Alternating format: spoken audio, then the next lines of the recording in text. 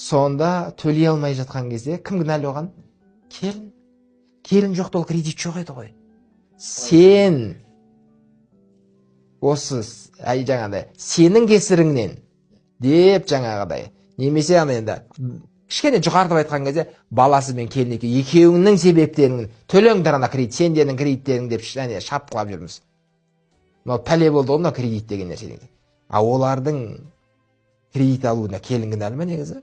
Сенде сонда осы уақытта ақша жинай алмағандарың, тиынның басын құрай алмағандарың, ол малды таппағандарың, өздеріңіз бір белгілі сәтсіздіктеріңе мен қандай кінәм бар дейді ғой әйел. Келін бала іштен. Керісінше сол кредиттің барын білдіртпей өт. Негізі оны алудың өзі үлкен зиян енді, ол үлкен берекесіздікке алып келеді деген сияқты. Ол жөні енді әңгімесі бөлек.